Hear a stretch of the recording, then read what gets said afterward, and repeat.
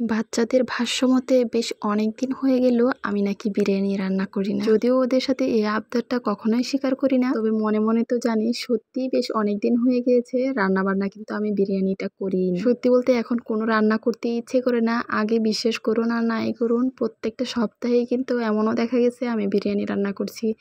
তার মাঝখানেও কিন্তু হয়ে থাকে যে গরুর মাংস রান্না করার পর 2-1 দিন খাওয়ার পর অবশিষ্ট যে মাংসটুকু থাকে সেটা দিয়েও আমি বিরিয়ানি রান্না করে ফেলেছি।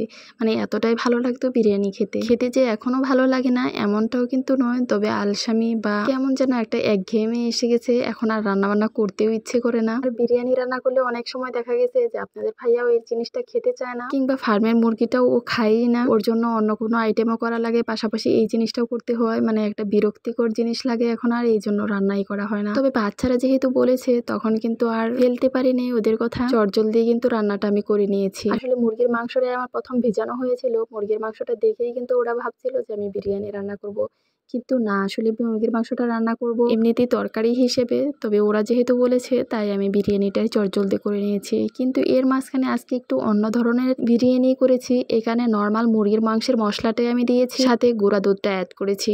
এতে করে এই মুরগির মাংসটা খেতে অনেক বেশি মজা হয়। দেখা গেছে আগে যেই সময়টুকুতে আমি বিরিয়ানি খেতাম এমন কোনো সময় নেই যে আমার ঘরে বিরিয়ানির মশলা থাকতো না। এখনও কিন্তু আমি ধরে নিয়েছিলাম যে আমার ঘরে হয়তো বা মুরগির মাংসের মশলা আছে, শেষমেশ খুঁজে দেখলাম যে মুরগির মাংসের মশলাটা নাই। তো ভাবলাম এটা ছাড়াও কিভাবে বিরিয়ানিটা মজা করে রান্না করা যায় সেই চেষ্টাই করছিলাম। তার জন্য মুরগির মাংসটাকে আমি খুব ভালো করে কষিয়ে নিয়েছি, সাথে কিন্তু অনেকটুকু গুঁড়ো দুধ অ্যাড করেছি। আর এই গুঁড়ো দুধটা দিলে কিন্তু অবশ্যই একটা রোস্টের ফ্লেভার চলে আসে, খেতে কিন্তু অনেক ভালো লাগে। আর এটা ছিল হাতের পোলাওয়ের চাল, মানে ক্ষেতের, আমাদের নিজের ক্ষেতে পোলাওয়ের চালটা, আর এটার গন্ধ কিন্তু অনেক সুন্দর হয়। গন্ধ যদি পোলাওয়ের চালের খুব সুন্দর আসে, পাশাপাশি মুরগির মাংসটা খুব ভালো করে রান্না করা হয়, তাহলে মনে হয় না এখানে বিরিয়ানির মশলাটা অ্যাড করতে হয় বা অ্যাড করা লাগে। আর আমি অবশ্যই আগে থেকে বলে রেখেছি আমি পোলাও, খিচুড়ি কিংবা বিরিয়ানি যাই রান্না করি না কেন রাইস কুকারে রান্না করি, এতে করে প্যারাটা একটু কম হয়। মুরগির মাংসটা ভালো করে কষানো হয়ে গেলে পরবর্তী প্রসেসিংটা এত বেশি চিন্তা করতে হয় না। অন্য সময় দেখা গেছে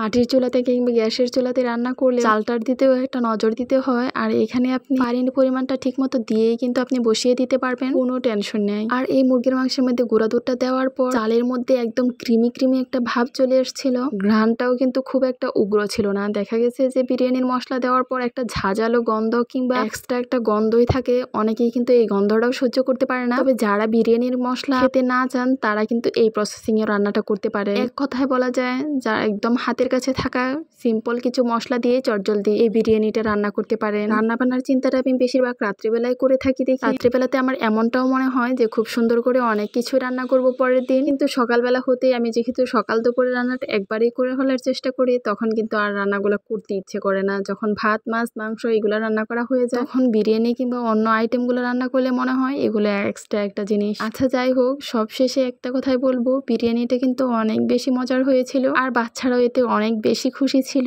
ভিডিওটা আপনাদের কাছে কেমন লেগেছে অবশ্যই জানাবেন, আর ভালো লাগলে লাইক, কমেন্ট, শেয়ার দিয়ে পাশে থাকবেন। আল্লাহ হাফেজ।